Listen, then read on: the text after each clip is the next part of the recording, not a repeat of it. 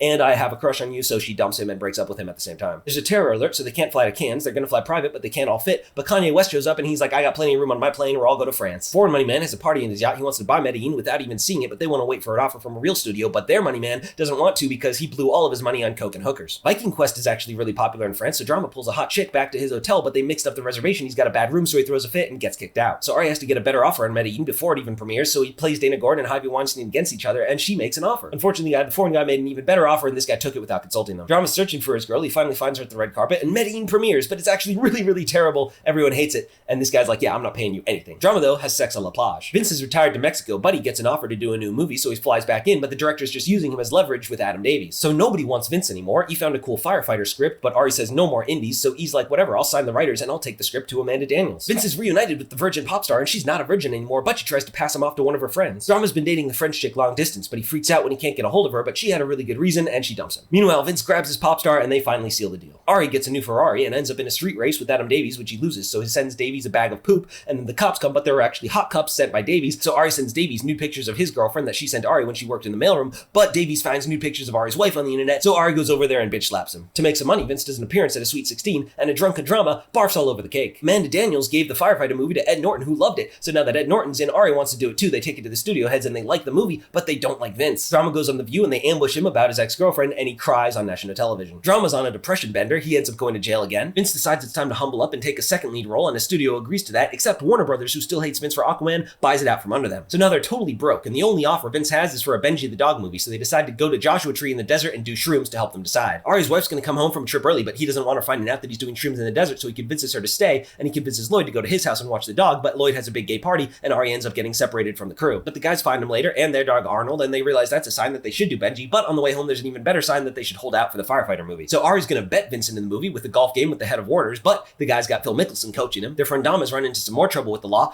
and Turtle tries to be Drama's assistant for one day. So they bail Dom out, and he's got an important meeting with his only other client, but he's following Dom closely to make sure he doesn't skip bail. Luckily, the meeting goes fine, and his client gets a pilot, and Dom has a family, so he doesn't skip bail. Ari loses in golf, but the studio head is so happy he beat Ari that he literally dies of a heart attack. Vince is doing a photo shoot with a really hot model, but the photographer doesn't like how she's flirting with him, so he reassigns her. Eric is hit on by a very tall model, and she takes him up to her room, but not to bang him, to show him her reel so he can represent her. Vince confronts the photographer, but turns out he wasn't into the model, he's into Vince, and Vince gets a call from the model inviting him and the boys to come on a plane full of models down to Hawaii with them, where it turns out the tall one is actually into E. Speaking of handjobs on planes, Turtle gets seated next to Jamie Lynn Sigler, who was famous at the time for being Meadow Soprano, and he tells the guys that she jerked him off, which Drama doesn't believe for a second, so he tells everyone around town about it. Now, who's going to be the new head of Warner Brothers? They offer the job to Ari, but it's a tough decision because he likes being an agent, but next in line is Amanda Daniels, and he's like, hey, can we squash the beef? And she's like, no, if I get it, I will never let Vince work again. But Ari manages to pass the job off to his girl, Dana Gordon, who's going to put Vince in smoke jumpers, and once again, everything's okay. By the way, Jamie Lynn Sigler did in fact jerk off Turtle, and now she's mad. So Vince is filming smoke jumpers, but this other actor keeps stealing all his lines, and the director's totally fine with it. Ari meets with an old friend of his, Andrew Klein. They came up together, but Andrew turned into a loser, but he's actually not a loser. He's doing a good job repping TV writers, so Ari offers him a job. So E's other client got his pilot, but they want Seth Green to be in it, and he says he'll only do it if E gets Sloan to call him. Meanwhile, on set, the director's taking away even more of Vince's lines because he says Vince sucks. Andrew Klein's back in the big leagues, but first he has to impress Ari's partner Barbara, but she is not impressed, so Ari has to crash the award ceremony to convince her. Seth Green comes to the meeting, but he's a huge douche still, so he gets punched in the face again. One night, Jamie booty calls Turtle, and so they have a nice time, and she gives him a good idea for a hot girls driving limos business. Then it's time for Vince's big scene, but the director still hates his acting, so they have a big fight, and he tries to fire Vince, so they all have a meeting, and the director storms into the president of the company,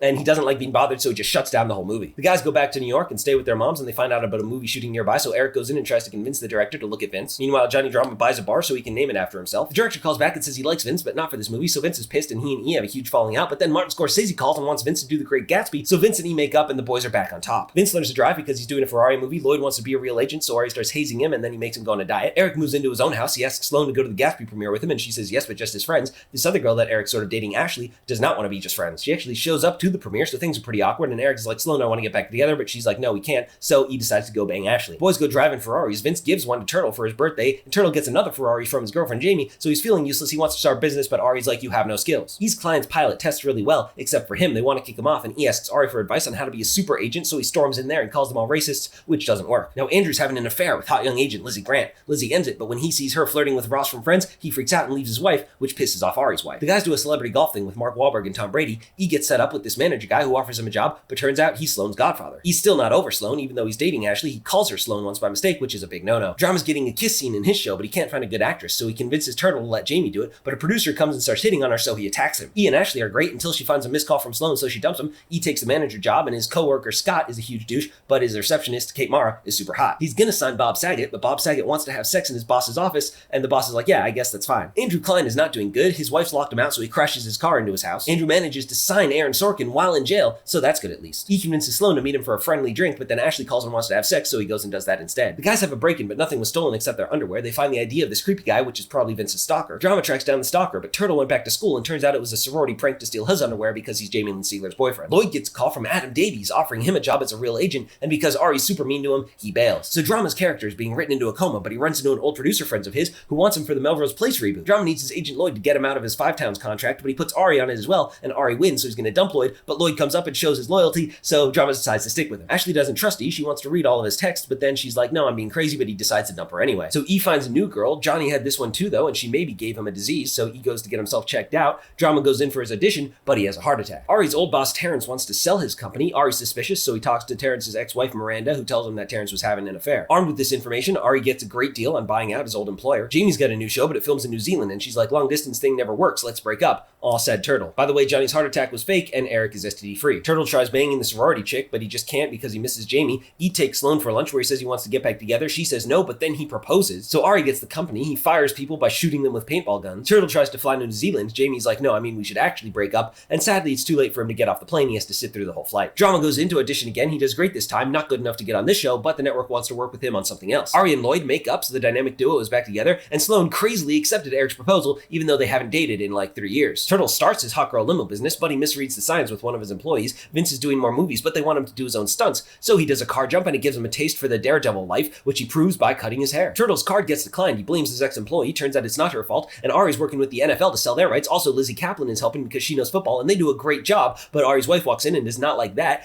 Anyway, the NFL won't sell their rights, but they want Ari to bring an NFL team to LA. Vince meets Eric's tool co-worker Scott, who takes him skydiving. Drama's looking for a new project. He's offered a comedy, but Drama only does dramas. Vince buys Adrian Peterson's dinosaur skull, and Scott hooks him up with a new superhero movie called Airwalker. Drama's comedy looks good, and they want John Stamos to be the other guy, but they meet and he beats him in ping pong, which John Stamos doesn't like. Turtle's limo business fails, but his one ex-employee has a venture in Mexico with Avion Tequila. They want him and Vince to help promote it. Drama has a rematch with Stamos. He lets him win this time, so Stamos is back on the show. Vince starts dating porn star Sasha Grey, and Turtle brings in the tequila, which is delicious, except not in the morning before important business meetings. Turns out Stamos wants Bob Saget to do the show with him, so Drama's out of luck. Now, Andrew Klein ended up in rehab. Lizzie wants to be the head of the TV department, but Ari says no, so she leaves. She teams up with Amanda Daniels. They're trying to steal Ari's clients, so he has to go around doing things like buying puppies for Jessica Simpson. Turns out Lizzie recorded all the horrible things Ari says in the office, and she wants to put it out there so the world knows he's a terrible person. Lizzie starts feeling bad about this. She just wants a new job, so Ari hooks her up with Dana Gordon, and she gives him back the tapes. Unfortunately, someone already leaked the story, which blows his chances of getting an NFL team, and his wife is super pissed at him. Ian Sloan try anal, it doesn't go well. It's going great for Vince and Sasha, though. They love this tequila. Turtle finally closes with his girl, but he does a bad job because he was scared of her clean-shaven bush. Billy Walsh shows up. He's sober now and actually mostly sane. They set him working on a show for Drama, and he has a great idea, Johnny's Bananas, but Drama's too pretty for animation. Turtle's doing a great job promoting Avion, and he meets Mark Cuban, who decides to invest. They want a second Airwalker meeting with Vince because he showed up drunk with a porn star to the first one,